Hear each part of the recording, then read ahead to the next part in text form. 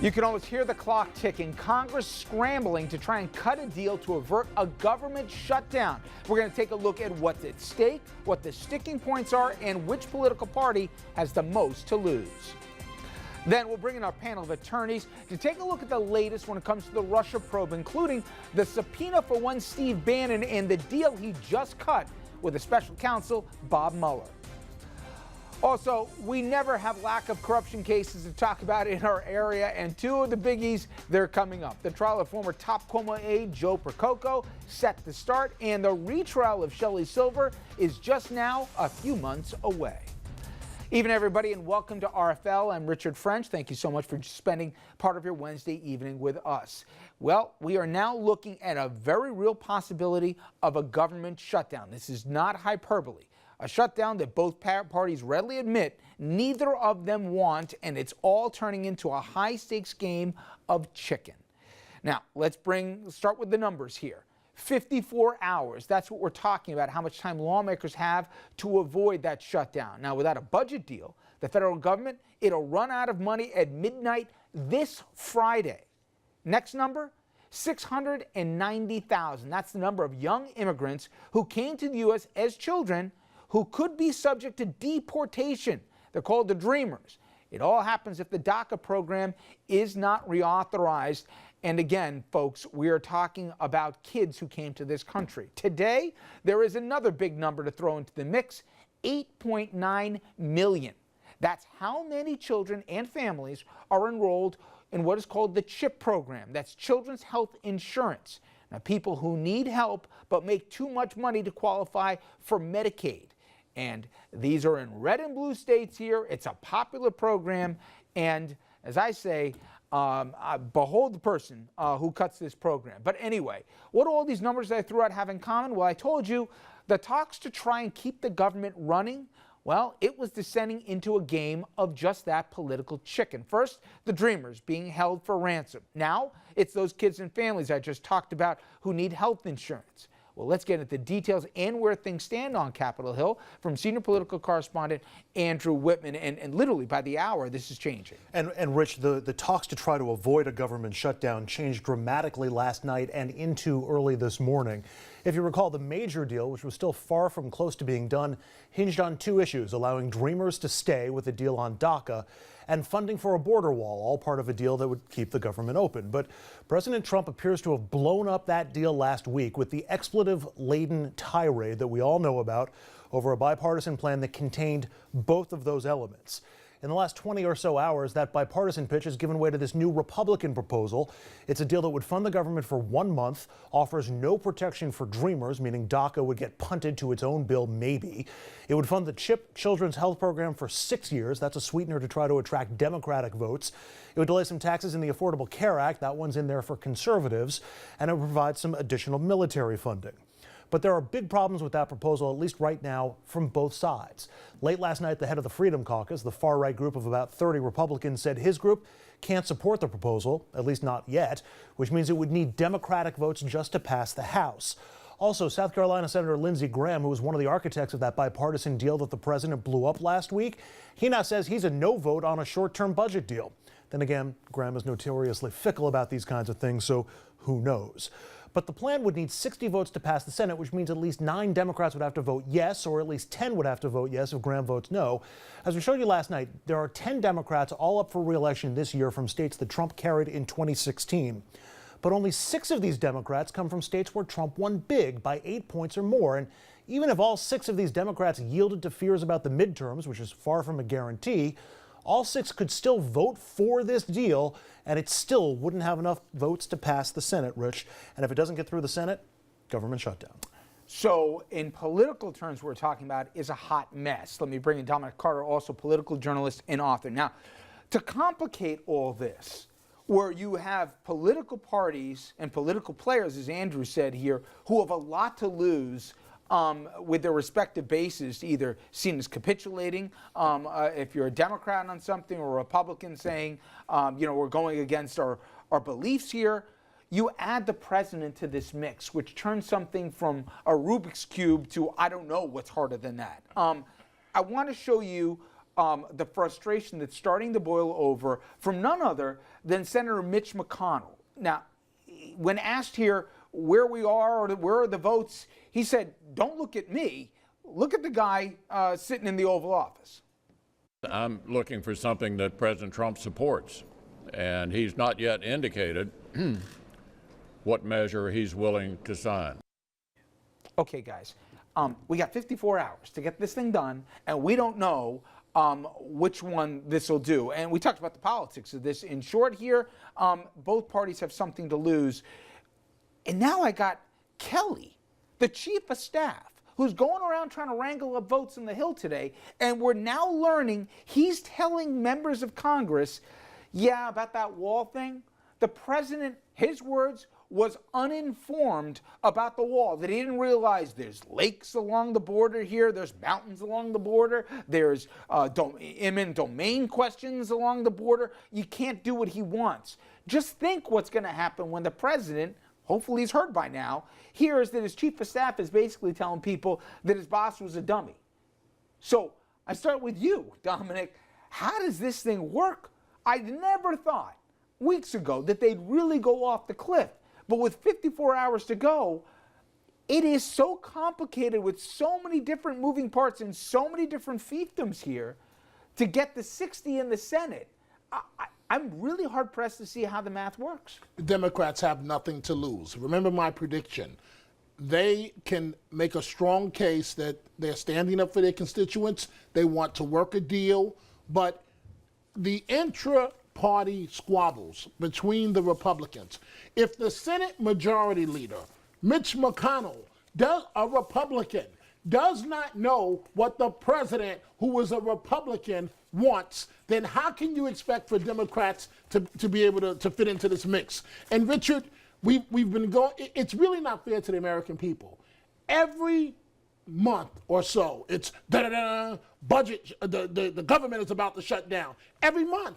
We're now, it's so partisan and political and a poisonous environment in Washington that we're dealing with a permanent government by short-term extension. It cannot continue. And if the president is serious about solving this problem, the wall has to go by the side. But Andrew, I want you to chime in, but I want to give the public context for where the public stands on this, because as you said last night, you were right. And listen, I love our friend Mr. Vanderhoff, but he was wrong in that it was the president who injected the new dates with this. It was the president who put this new deadline here when we're talking about DACA and all the rest. It is the president who has given not one, not two, not three, four completely contradictory positions on this, so neither party knows what he wants on this. He's even flip-flopped within this week. So with all that, take a look at some of the math in terms of where the public falls on some of the issues that we're talking about that either could keep the lights on in the country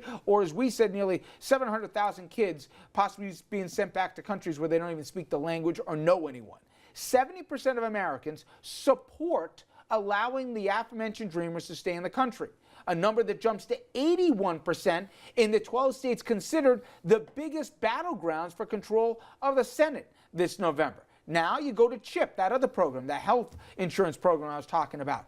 88% of voters say reauthorizing CHIP should either be Congress's top priority or is very important. It was the top issue in a Kaiser poll this November. And finally, in a Senate battleground poll done, I should mention for a Democratic leading group, Move On, 42% of voters in the top battleground states said President Trump and congressional Republicans would and should take the blame for a government shutdown, and that's outpacing by more than 10 points. The Democrats here would have the blame, and that margin is even wider when you look at independents and undecided voters. In terms of who loses, and in terms of how this shakes out, you think Democrats feel as confident about, as Dominic does, that at the end of the day, they're not going to get blamed because the Republicans run the House, the Senate, and the White House? No, actually, I don't. I think there are some Democrats who are running scared from this, and it's not just the Democrats who are... The six you mentioned. Who are those six who are in the very red states that Trump won big in 2016. The last time there was a continuing resolution, Both Democratic senators from Delaware, for example, both Democratic senators from New Mexico voted for the continuing resolution as part of it's part of their job. They want to keep the government open. It's not good for anybody if the government shuts down. There may be some cracks in the Democratic base in all of this. There may also be some cracks in the Republican base in all of this because there are fearful Republicans. There are fewer of them, but there's at least 2 Republicans who are up for re-election this year who are in states that Clinton won. Look, in a rational political environment, both sides would look at the worst case scenario, a government shutdown, and say, what can we do to avoid this? Instead, both sides seem to be sticking firm to what do we want to get out of this, and a lot of that's coming from the president. The other thing is, if Congress had a political backbone, and it doesn't seem to right now from Paul Ryan in the House and from Mitch McConnell in the Senate, we heard Mitch McConnell before say, I want a deal that the president can sign. Put a piece of paper in front of him and see if he signs it. I mean, that's another option that's available to Congress that they're not availing themselves of. Here's the biggest problem out of all this. What people don't realize is the deal that Durbin and Lindsey Graham worked out, Democrats gave on that one. There were a lot of angry Democrats that said, you gave too much here. But they did, including changes to legal immigration, et cetera. Sharp reductions in legal immigration. Exactly. And the White House said, fine, I'm on board, and all of a sudden, apparently, this is where we've gotten. That little twerp, Stephen Miller, okay, and apparently the chief of staff here now, General Kelly too, said, whoa. So they bring in 2 hard right guys, and then we have the conversation when they're talking about Africa, Haiti, and everything else that makes a hard conversation next to impossible to move forward. So if they're not going to go for that, which would have been a win for the White House, they could have claimed they're getting funding for the wall. I don't know if there's a deal they'll go for, Dom. That's what I'm worried about. We all lose with the government shutdown.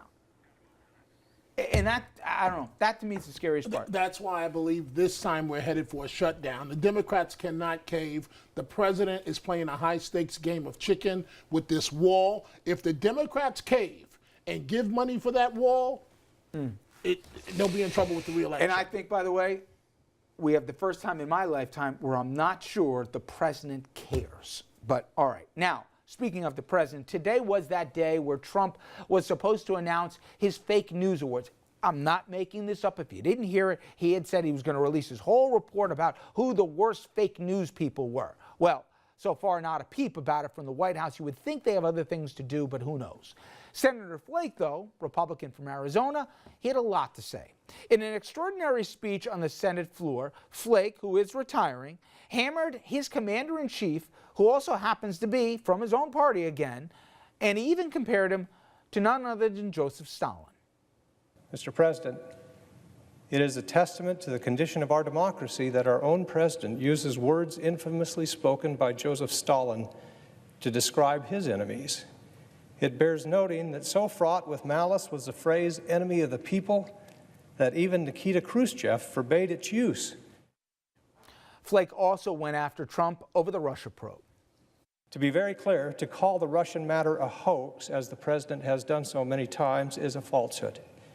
We know the attacks orchestrated by the Russian government during the election were real. They constitute a grave threat to both American sovereignty and to our national security. And he had more. We are a mature democracy. It is past time to stop excusing or ignoring, or worse, endorsing these attacks on the truth. For if we compromise the truth for the sake of our politics, we are lost. Okay. Listen, I'm glad he said it. The press has been under assault, Dom, for the last year, even longer, if you count the campaign. But I wonder if it moves the needle one iota. And I say that because the Senate didn't even sit there in attendance today. It was a largely empty room. And I'm sure folks in New York and in Washington are paying attention, maybe some other pockets right now. I agree with every word he said, but do you think it registered? No. Unfortunately, I hate to be pessimistic, but what the president has done is so wicked because he has taken the First Amendment and the media and painted us with a broad brush. You see the story about the porn star and him, not much traction.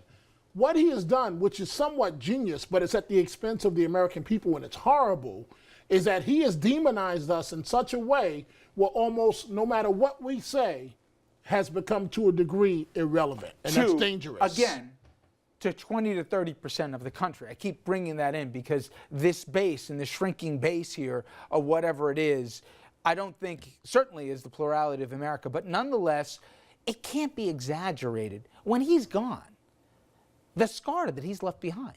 Oh, you don't think every other politician is going to do the same thing, whether it's a governor or whether it's a mayor or whether it's the next president of the United States? Well, you would have thought we would have done that in the last election. I don't think we have. We're already seeing it with leaders in other countries. Dom said he was being pessimistic. I think he's being realistic. I mean, this was the epitome of a tree falling in a forest, and there was nobody there.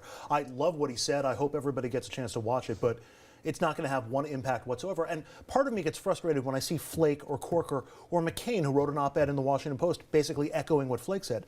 That's nice. The words are sweet. I appreciate it. Do something about it. Do something more than the words. Threaten to caucus with the Democrats for a little bit in all this and actually put some pressure on this White House. If you really want to take steps, there are steps you can take beyond the words, and I think we need more than words. And I have 2 points in that. One is, I agree with both you guys. One is, do you imagine if he was competent?